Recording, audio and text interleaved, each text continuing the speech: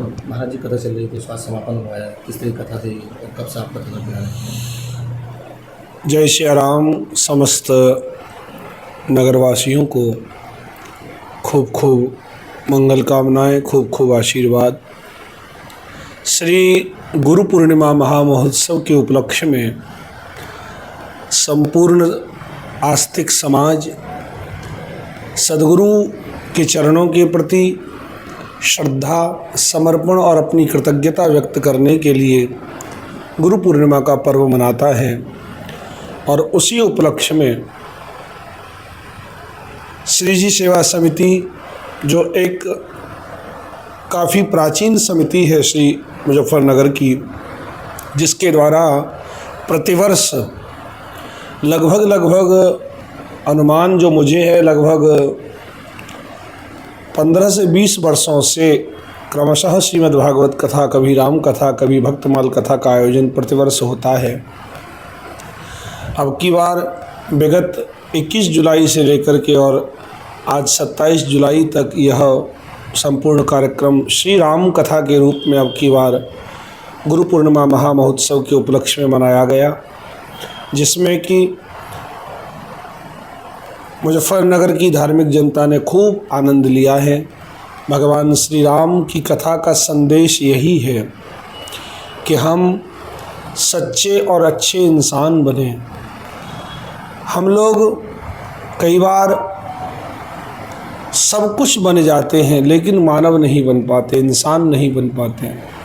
और भगवान श्री राम के जीवन का यही संदेश है समस्त सनातनियों को और समस्त पृथ्वी पर रहने वाले मनुष्यों को कि हम एक अच्छे और सच्चे इंसान बने, क्योंकि जिसके अंदर इंसानियत नहीं है, जिसके अंदर मानवता नहीं है, वह संसार में कभी भी किसी व्यक्ति का आदर नहीं कर सकता, किसी जीव के प्रति सौहार्द नहीं रख सकता। और हम तो उस सनातन वैदिक धर्म में जी रहे हैं, श्वास ले रहे हैं, जिसकी ये उद्घोषणा है, सर्वे भवन्तु सुखिनः सर्वे सन्तु निरामया सर्वे भद्राणि पश्यन्तु माँ कश्चित् दुःख भाग् भवेत्। सब सुखी हों, सब आनंदित हों, किसी के जीवन में रोग न हो, सबका जीवन निरोग बने और सब परम अमृत में परमात्मा श्री राम को और उनके चरणों की भक्ति को प्राप्त करें। आप सभी को राम कथा के विश्राम पर खूब खूब मंगल कामनाएं, खूब खूब शुभकामनाएं। आप प्रसन्न रहें और आपका जीवन उत्तर उत्तर उन्नति की ओर, सफलताओं की ओर बढ़ता रहे। जय श्री राम, जय श्री कृष्ण। महाराज जी, जैसे कि आप देख रहे हैं युवा जो पीढ़ी है वो नशे की ओर जा रही है, अपनी संस्कृति भूल रही है। आज भी कथा के मध्य में मैंने ये बात निवेदन की थी कि जो युवा अपने जीवन में अपने वृद्धों का आदर नहीं करेंगे, उनके जीवन में गिरावट आएगी ही आएगी। अभी विगत कुछ दिनों में जो हमने सोशल मीडिया के माध्यम से दिल्ली के दृश्य देखे हैं, वो निश्चित ही हृदय को पीड़ित करने वाले हैं। और हमारा युवा यदि इस ओर जाएगा तो हम कैसे समाज को और विश्व को ये कह पाएंगे कि हम राम और कृष्ण के वंशज हैं, हम राम और कृष्ण के उपासक हैं। हमारा भारत देश राम और कृष्ण की उपासना करने वाला देश है। और भगवान श्री राम का संदेश क्या है रामचरितमानस में? प्रात काल उठ के रघुनाथा, मात पिता गुरु नावहि माथा, प्रात काल सरयू कर मज्जन, बैठे सवा देव द्विज सज्जन। भगवान श्री राम सबसे पहले उठ कर के माता पिता गुरु के चरणों में अभिवादन करते हैं। अभिवादन करना केवल ये नहीं है कि हम उनका प्रणाम कर लें, उनको वंदन कर लें, बस अभिवादन हो गया। अभिवादन का तात्पर्य है हम हृदय से उनके प्रति कृतज्ञ रहें कि इन लोगों ने हमें यह मानव जीवन दिया है और इनके कारण हम भगवत प्राप्ति के मार्ग पर आगे बढ़ सकते हैं। इसलिए युवाओं को यदि अपने आप को बचाना है तो उन्हें ये चाहिए कि हम अपने जो वृद्ध जन हैं उनका आदर करें। ओल्ड इज़ गोल्ड, जो जितना पुराना है ना वो उतना ही अनुभव से भरा हुआ है, उसके अनुभवों से हम लाभ लें, तब हम अपने आप को बचा पाएंगे। आज दुर्भाग्य ये है युवा अपने वृद्धों के पास बैठना नहीं चाहता, युवा अपने बड़ों का संग नहीं करना चाहता और हम ये कह कर के अपने बड़ों की बात को टाल देते हैं कि आपका ज़माना तो पुराना हो गया। जबकि व्यक्तिगत बात यह है कि जो जितना पुराना है उसके पास अनुभवों का उतना अधिक भंडार है। इसलिए वृद्धों का लाभ लें। एक महाराज जी छोटा सवाल होता कि अभी आपने राम कथा सुनाई है और राम के वहाँ पे चिंता चोरी का मामला भी अभी चल रहा था, इसके बारे में आप क्या बताएंगे? देखिए, धार्मिक जगत में इस प्रकार की जो सूचनाएं हैं वो हृदय को व्यथित और दुखित करती हैं। इस प्रकार का अप्रिय घटना नहीं होनी चाहिए, इसलिए शासन प्रशासन उसमें लगा हुआ है, जांच भी चल रही है। और हमारे भारतीय सनातन धर्म के एक दिव्य परंपरा के संवाहक और हमारे प्रदेश के मुखिया माननीय योगी आदित्यनाथ जी मुख्यमंत्री, वो भी अपना पूरा ध्यान दे करके उस कार्य को देख रहे हैं। निश्चित ही वो जो भी निर्णय लेंगे वो उचित ही लेंगे, क्योंकि उनके काल में किसी प्रकार की कोई ऐसा समाचार नहीं मिल सकता, क्योंकि उनके निर्णय कठोर रहते हैं ऐसे विषय में। और ये तो धर्म का और अध्यात्म जगत का विषय है, इसलिए निश्चित ही हम आशान्वित हैं। हमारे माननीय मुख्यमंत्री जी के द्वारा उचित निर्णय लिया जाएगा और भगवान श्री राम से ये प्रार्थना है कि वो इन सभी पास में रहने वाले लोगों को सन्मति प्रदान करें, क्योंकि अक्सर समाज में ऐसा होता है, जो जिस महापुरुष के अथवा तो भगवान के जितना निकट रहता है वो व्यक्ति उनके स्वरूप को और उनके स्वभाव को पहचान नहीं पाता।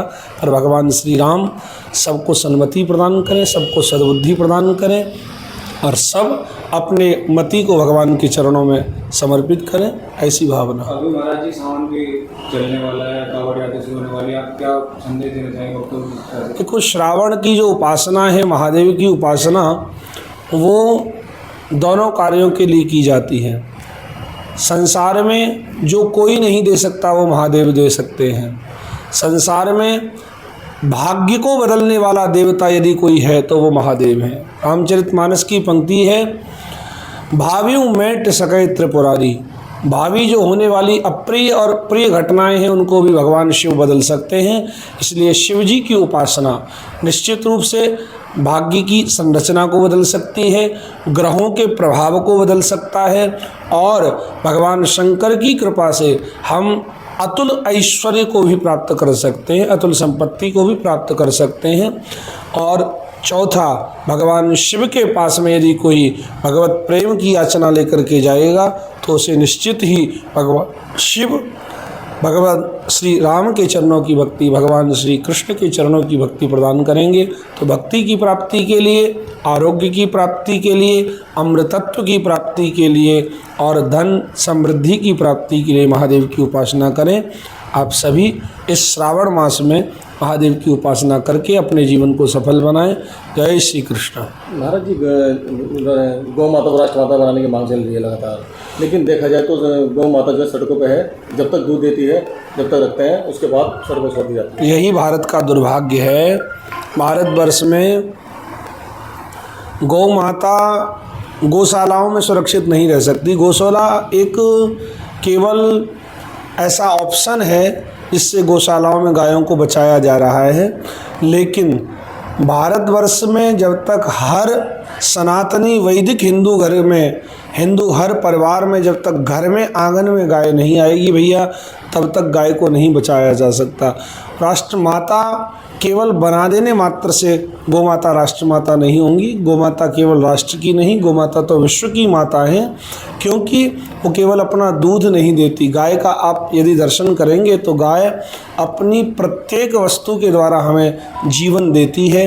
गोमाता अपने बछड़े को उतना दूध नहीं पिलाती, लेकिन जिस गृहस्थ के आंगन में रहती है उसको जब तक जीवित रहती है तब तक उसका पालन पोषण करती है। जब तक दूध देने का सामर्थ्य है तब तक दूध देती है, और उसके बाद गोबर और गोमूत्र दे करके उसे आरोग्य देती है, संपत्ति देती है। गोधन में लक्ष्मी का वास है, गोबर में लक्ष्मी का वास है।